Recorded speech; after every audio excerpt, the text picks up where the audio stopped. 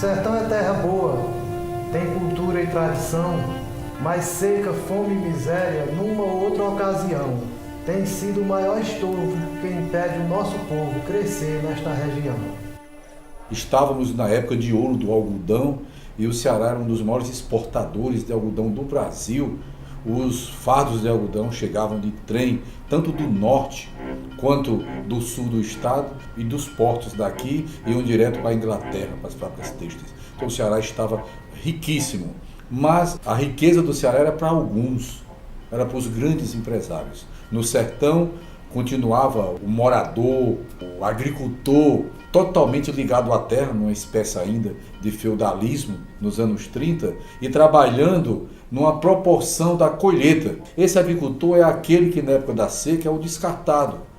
É aquela mão de obra flutuante que nas épocas de boa colheita colhe alguma coisa, colhe o algodão, um pouco de milho, um pouco de feijão, agricultura familiar só para ele, mas que na seca é descartável e mandado embora. No sertão não chove mais, só chove nas capitais. Estão morrendo os animais, sem ter água e sem ração. O Nordeste brasileiro sempre, historicamente, foi marcado pelas secas. E Senador Pompeu, na década de 32, ficou conhecido como a grande seca que assolou o Nordeste brasileiro, em particular o Ceará e o Sertão Central, onde está localizado o município de Senador Pompeu. Naquela época era bem provável a construção de grandes obras hídricas para exatamente enfrentar os grandes períodos de estiagem. Senador Pompeu tinha já em mente, em pauta, a construção de um grande reservatório de água que viria a ser a redenção desses municípios aqui do Sertão Central, a barragem do Patu. A palma que tinha morreu, o meu gado emagreceu. E aí, pessoas de vários municípios aqui do Sertão Central, até mesmo de outros estados, como a Paraíba e o Piauí, vieram aqui para Senador Pompeu, motivado pela notícia de que aqui havia trabalho, que havia comida e que havia água. Oh, que verão tão ruim, sem chover no meu sertão.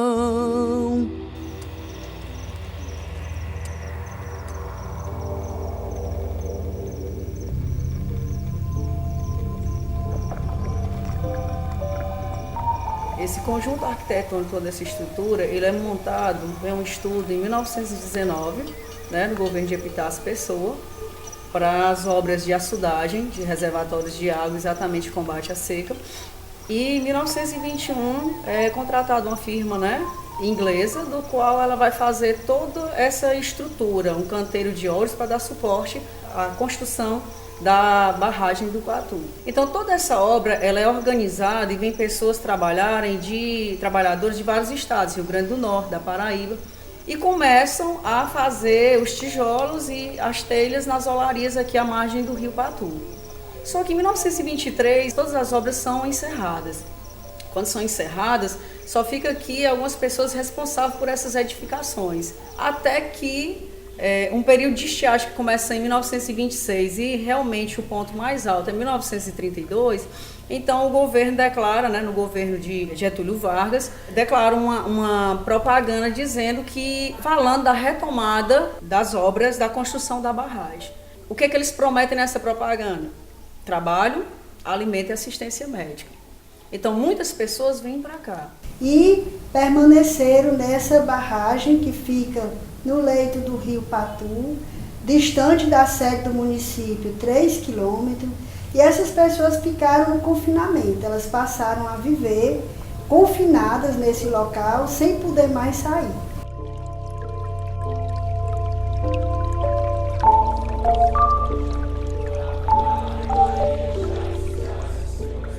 Foi grande a calamidade em toda essa região.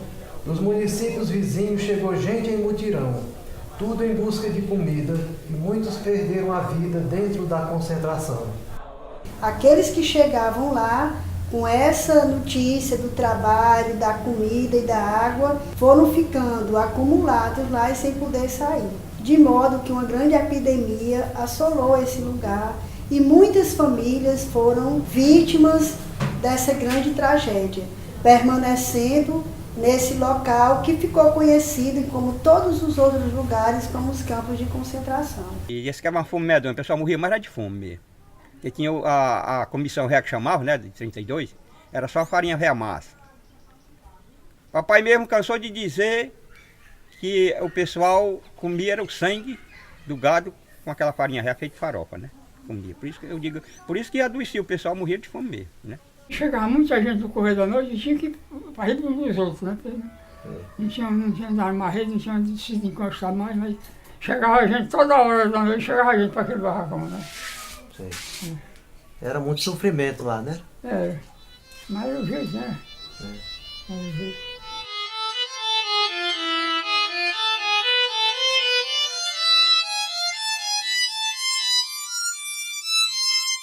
Um verdadeiro amontoado de pessoas, de flagelados, de retirantes, chegaram em Senador Pompeu, mais ou menos em média no final de abril para início de maio, começaram a fazer o cadastro. A estrutura que aqui está não é para a construção da cerca de 32.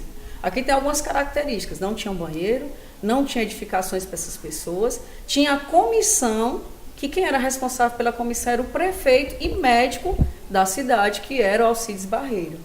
Então tinha outros guardas responsáveis e as pessoas que iam chegando iam ocupando a Vila Operária, a Rua da Grota, e quando não tinham mais como se instalarem, eles faziam como se fosse próximo às moitas dos galhos secos, eles faziam os abrigos, principalmente, segundo os relatos, às margens do rio Patu. Então um verdadeiro amontoado de pessoas que alguns dizem que chegavam a aproximadamente 18 a 20 mil pessoas aqui na concentração do Patu. Foram vítimas dessa violação dos direitos humanos, porque chegaram lá e não tiveram mais como sair, e lá não se tinha socorro nenhum, né? As pessoas não tinham água, não tinham comida e muito menos o trabalho.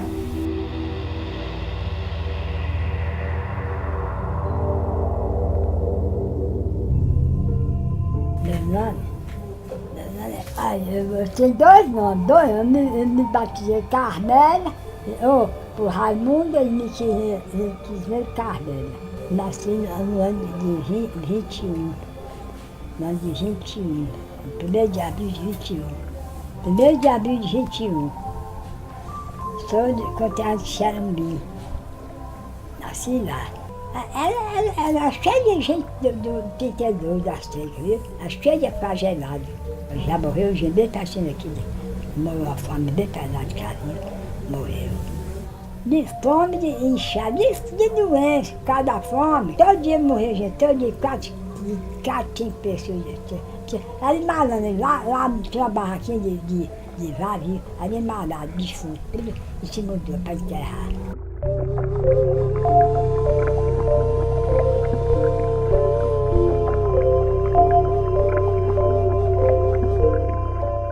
Eram enterradas em valas comuns eram abertas e as pessoas eram jogadas. Quando aquela vala estava cheia, totalmente preenchida, aí então eles fechavam.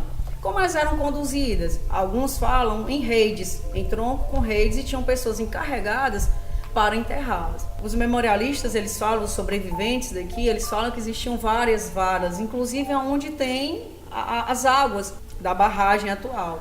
Mas acredita-se que o cemitério da barragem ele seja simbólico.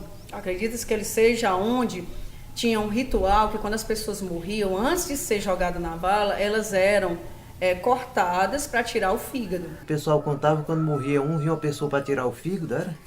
Tinha dois guardas. Alguns acreditam que seja para algum estudo.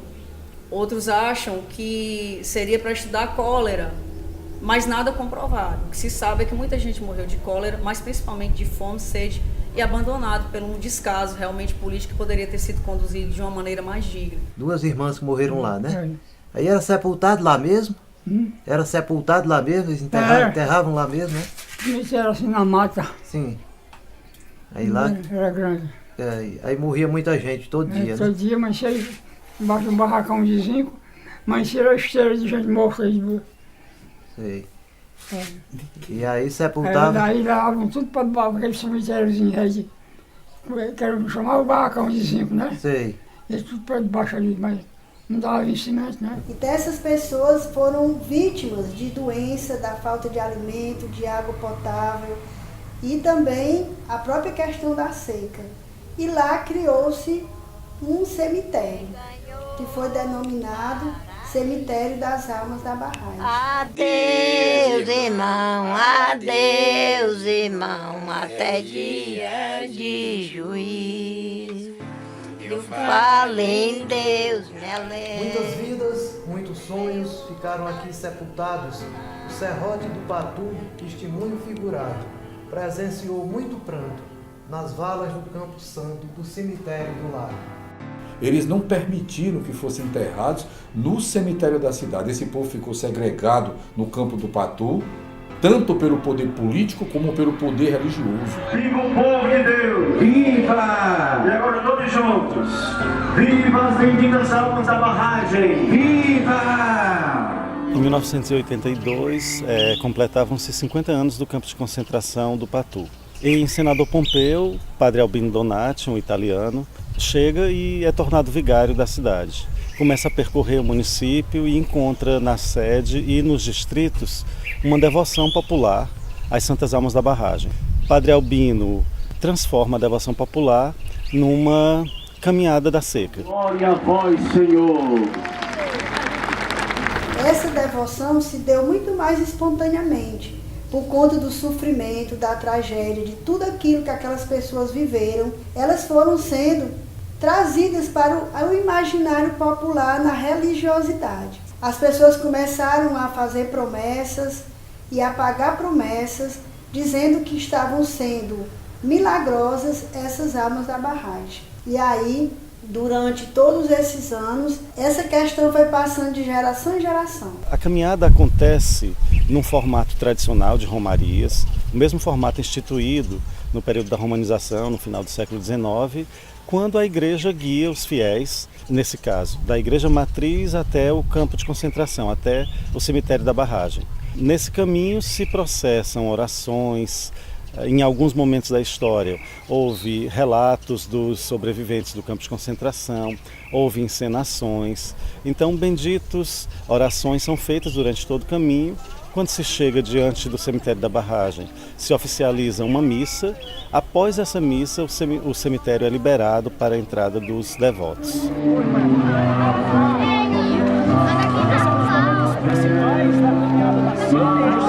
Foi um acidente grande, né? E eu me agarrei com as almas do cemitério, da barragem, né? Eu passei até um dia meio deitado, mas me agarrei com ela, tudo deu certo, né? Que as almas do cemitério é boa, né? Ele diz assim, meio deitado. Ele passou bem 30 dias sem andar. Os devotos das Santas Almas são populares da cidade, de cidades vizinhas, porque no campo de concentração a gente não tem um registro exato, oficial, de onde vieram e para onde retornaram todos os mais de 20 mil acampados, né, concentrados ali no campo de concentração. Mas nós sabemos que muitos permaneceram ali e com eles ficou essa devoção.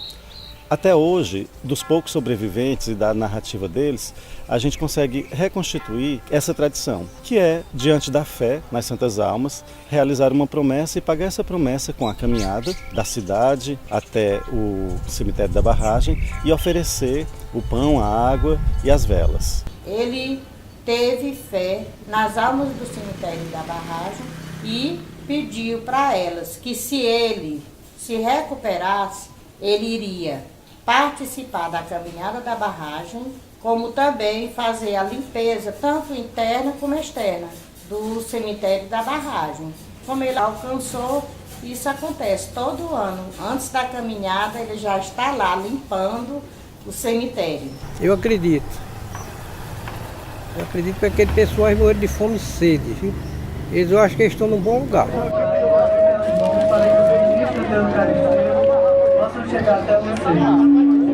Hoje nós temos quase 90 anos passados do campo de concentração e é importante a gente perceber que essa tradição, que essa memória vem se renovando. Ela está viva nessas pessoas que hoje fazem a sua devoção. As pessoas estão ali, seguem o ritual da igreja, mas depois elas conseguem subverter esse ritual. A igreja se retira, isso é simbólico também, e o campo santo, como eles chamam, o cemitério, é deles, é dos devotos e é das Santas Almas.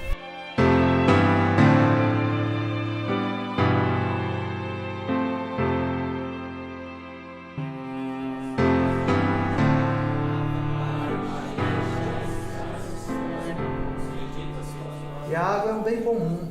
Está escrito e aprovado lá na Constituição o direito assegurado. Mas precisamos lutar para podermos conquistar o que sempre foi negado. Mas a caminhada da seca, ela não traz só a simbologia da fé, não é só a questão da fé. Ela também traz a simbologia da compreensão do fato. Por que aconteceu esse fato? Quais os fatores que estão envolvidos? A questão da política das secas, as políticas das grandes obras, que nunca resolveu o problema da seca, né? Traz a reflexão sobre a questão da convivência com o semiárido, traz a reflexão de que o fato, tal fato, da violação de direito que foi ali patrocinada pelo Estado, que foi ali executada pelo governo, que tal fato não venha mais a acontecer. E que possa se olhar para frente, que políticas públicas possam ser desenvolvidas para a convivência com o semiárido, e não essa história da política de combate às secas e das grandes obras que só tem servido para a questão dos desvios de recursos desde lá do Império até hoje, e não tem resolvido o problema, e não tem garantido o direito dos povos do semiárido, do acesso à água, do acesso à terra para viver e produzir.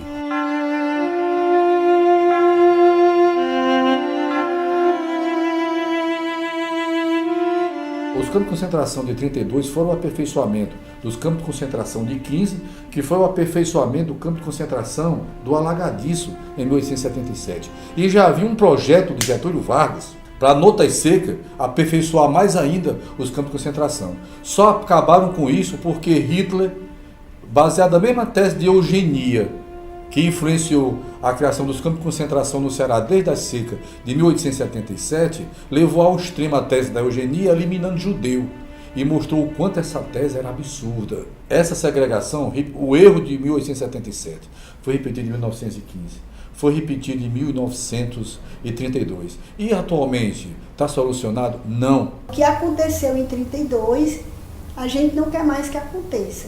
E para isso a gente precisa descobrir formas de convivência com essa região que é rica, que tem potencial, que tem como se desenvolver, mesmo tendo o fenômeno natural que sempre vai ser presente na história do povo do Nordeste. A realidade não mudou, e não é à toa que hoje a concentração acontece com muros invisíveis na periferia.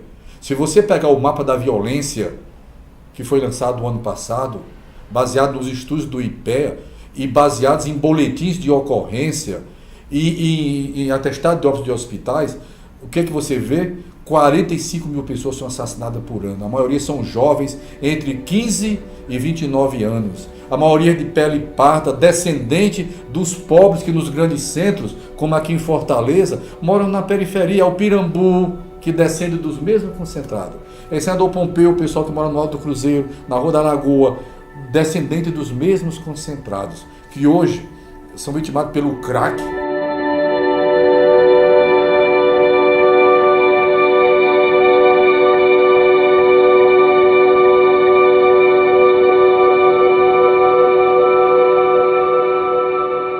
Quando eu vi as imagens da polícia invadindo a Cracolândia, eu vi ali o que é o Estado brasileiro, é aquilo.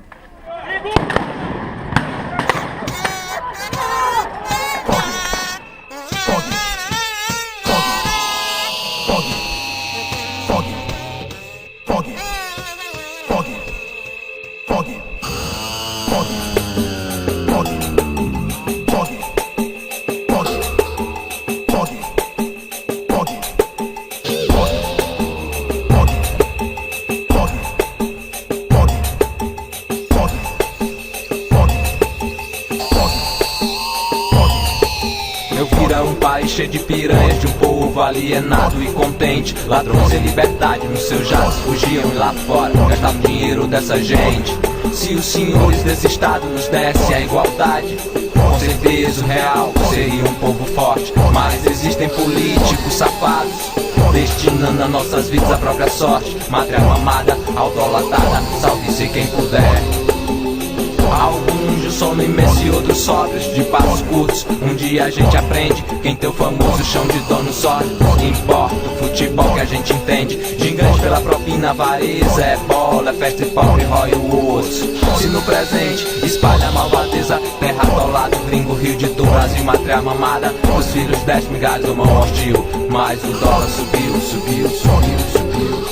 Deitada, externamente em beijo esplêndido e em pé não se segura um só segundo fugaz. Abriu as pernas pro mercado estrangeiro e levou pau por trás. Um pouco do velho mundo, deixar a nossa terra, cara. Em carne viva e os bisônios, índios fracos e sem cores. A nossa mata destruída e as nossas vidas incompletas de sabores. Mátria mamada, audolatada, selva salve. Mas temos o humor explícito e o símbolo é labaredas que esquenta ovos estrelados. Mas diga ao ver um look em tua fórmula, transformar o futuro em matéria-prima do passado. Pois envergaram a justiça aos banqueiros, não tem um filho teu que só labuta. Quem tem é quem te rouba mais dinheiro, terra atolada. O gringo, Rio de Tu, Brasil, mátria mamada. Os filhos 10 migalhas, mão hostil, mas o dólar subiu, subiu.